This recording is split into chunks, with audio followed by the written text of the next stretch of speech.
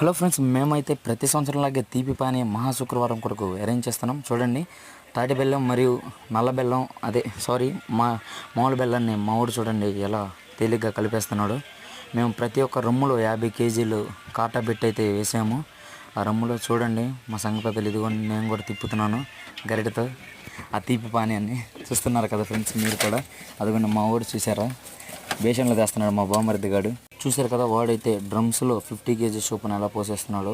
అదిగోండి చాలా చక్కగా కలిగి పెడుతున్నాడు. ఎన్నో పెద్ద వంట మసాలాలు చూసేసారా, పరిమాణ కొలతలతో వేస్తున్నారు.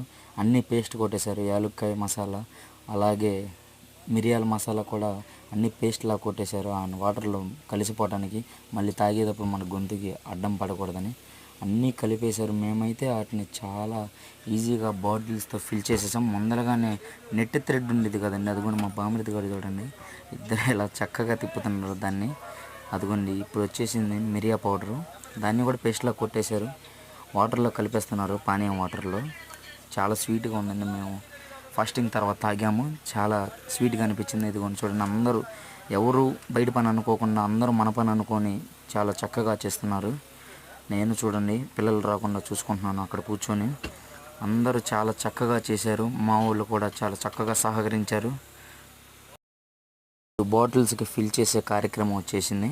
అందరు చూసారా ఎంతో చక్కగా బాటిల్స్తో ఫిల్ చేస్తున్నారు. ప్రతి ఒక్కరు దీక్ష తీసుకున్న వారు కూడా. మేము వాటన్నిటిని మళ్ళీ తెచ్చేసి వాటర్లో పెట్టేస్తున్నాం. తర్వాత వాటిపైన ఐస్తో ఫిల్ చేసేసి కూల్గా జనాలకు అందిస్తాము. తాగడానికి చాలా చల్లగా తీయగా బాగుంటాయి. ఇదిగోండి ఐస్ గడ్డ చూసేసారా ఎలా పగల కొడుతున్నాము. ఎందుకంటే డ్రమ్స్లో పెడితే చాలా చల్లగా అవుతాయి. మా బామరిది గారు కూడా చూడండి, మేమంతా ఈరోజు బ్లాక్ ఫార్మాలిటీగా ఉన్నాం. ఎందుకంటే మాకు అలా వేసుకోవాలనిపించింది. అదిగోండి మా పాస్టర్ గారు అంతా అయిపోయిన తర్వాత వచ్చారు. ఆకాష్ గారు చూడండి ఎలా